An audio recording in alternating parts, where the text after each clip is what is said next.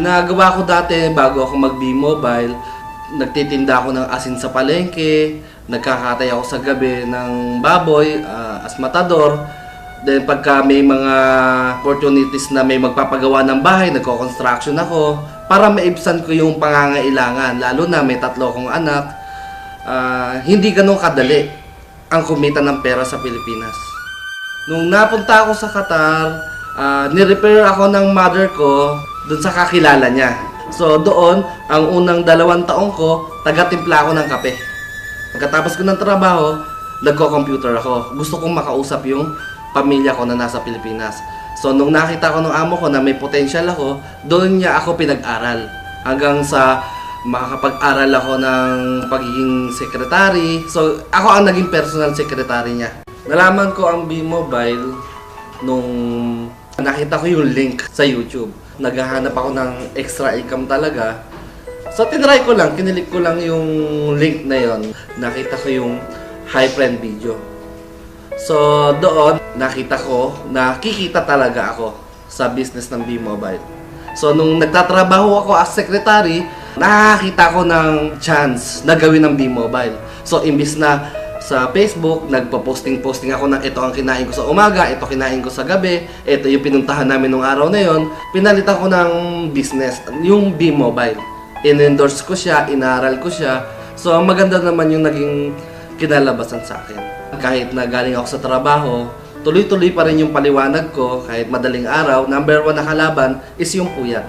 Pero binaliwala ko yon kasi nga, nalilibang ako sa ginagawa ko. Target ko talaga, mawala yung homesick ko dahil gusto ko na umuwi. Gusto kong makasama yung pamilya ko. Sa una, nahihirapan ako kasi wala namang trabahong madali.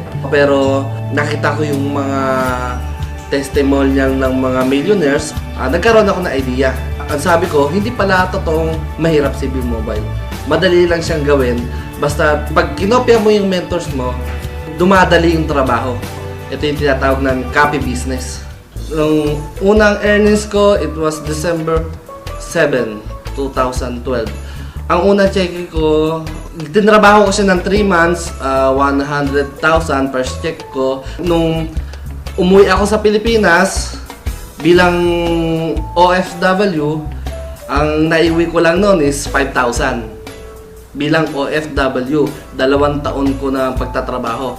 Nung pag-uwi ko, kinabukasan, diretso ko ng opisina ng B-Mobile, doon ko kinuha yung first check ko.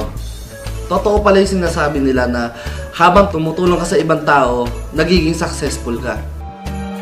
Number 1 na naging rejection sa akin yung mother ko na baka hindi ka kumita. Pero nagdire-diretso pa rin ako. Nagtuloy-tuloy ako. Kasi mahina nga ako sa pag-i-invite. Ang ginawa ko, yung mga nagpo-post lang ako sa mga fan page. So yung mga nagpo-post sa fan page, tinatanong nila kung paano gawin si B-Mobile. Naka-invite ako doon. So yung mga invite nila, tinutulungan ko. Yung network ko, doon nagsimulan lumaki. Kailangan i-duplicate mo ang sarili mo sa ibang tao. Pag hindi nila alam gawin ng business, kailangan tulungan mo sila para rin sa ikasa-success mo. Malaki ang pinagbago sa sarili ko nung sumali ako sa B-Mobile. 3 yung anak ko na pag-aaral ko. Wala naman akong ibang trabaho. Full-time B-Mobile lang ako. Ang binago niya, nababayaran ko na yung bill ko sa tubig, sa kuryente. Nakabili ako ng motor. Nakabili ako ng owner. Mapapayo ko sa mga members ko, kailangan tuloy-tuloy lang sila. Kung baga, wag silang magkukwit, number 1. Natural sa tao yung panghinaan ng loob. Pero yung magkukwit ka, panghabang buhay mo nang dadalhin yan. Pag ikaw ay sumali sa B-Mobile, ibig sabihin may pangarap ka. Kung ikaw ay walang pangarap, wag mo nang gawin ang business na to. Sa lahat ng gustong sumali, subukan nyo lang, hindi naman masama. Copy business lang, kopyahin nyo lang kung ano yung ginagawa ng apply nyo. Wala namang ibang pupuntahan kundi success pa rin. Sa nag-invite sa akin, kundi dahil sa kanya, hindi ko makikita tong business na to. Maraming salamat sa iyo dahil malaki talaga ang binago ng B-Mobile sa buhay ko.